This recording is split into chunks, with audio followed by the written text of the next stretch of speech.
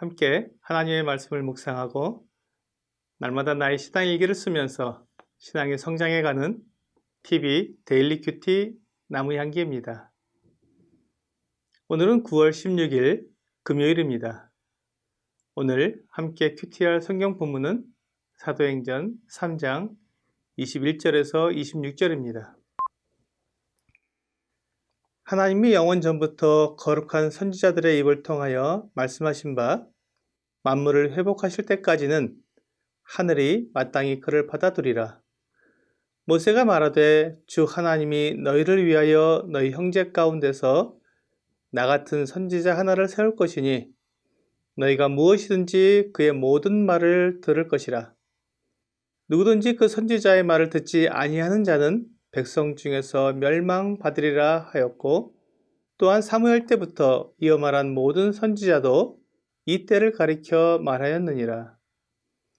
너희는 선지자들의 자손이요 또 하나님이 너희 조상과 더불어 세우신 언약의 자손이라. 아브라함에게 이르시기를 땅 위의 모든 족속이 너의 씨로 말미암아 복을 받으리라 하셨으니 하나님이 그 종을 세워 복 주시려고 너희에게 먼저 보내사 너희로 하여금 돌이켜 각각 그 악함을 버리게 하셨느니라.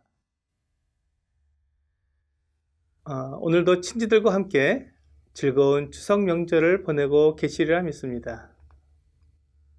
오늘 본문에서 베드로는 이스라엘 민족이 어떤 민족인지 말하고 있습니다.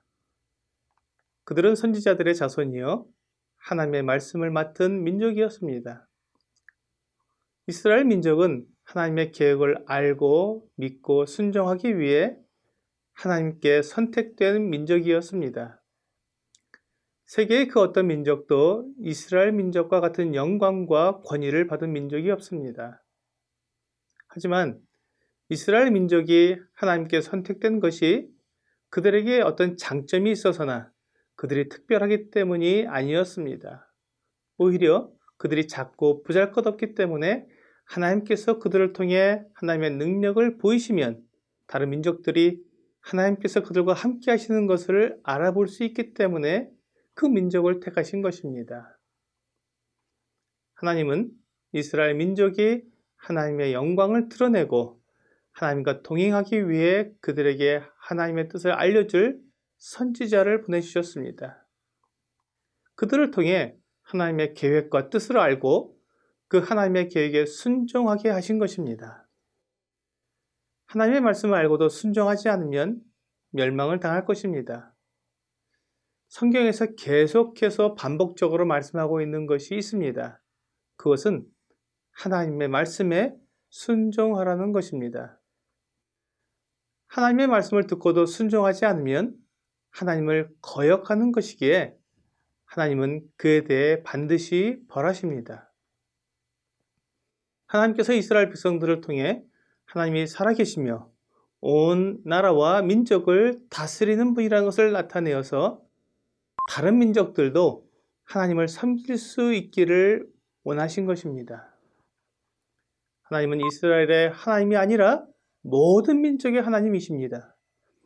그래서 이스라엘을 통해 모든 민족 가운데 영광을 받으시고 경배를 받으셔야 하는데 이스라엘 민족에게 알려준 하나님의 뜻을 순종하지 않으면 하나님께서 모든 민족 가운데 드러나지 못하게 되고 영광을 받지 못하시기 때문에 하나님께서 이스라엘이 순종하도록 다루시는 것입니다. 이스라엘 백성들 가운데 가장 위대한 인물은 모세입니다. 모세는 하나님과 직접 대면해서 대화를 한 사람이며 하나님께 율법을 받아서 이스라엘에게 전해준 사람입니다. 그렇기 때문에 모세는 이스라엘의 구원자요 입법자입니다. 그래서 이스라엘 사람들은 모세를 존경하고 모세의 글이라고 하면 순종하려고 애를 썼습니다. 그런데 모세가 예언하기를 하나님께서 자기와 같은 선지자를 세울 것이라고 말했습니다. 즉 이스라엘의 구원자요 입법자가 되는 분이 나올 것이라는 것입니다.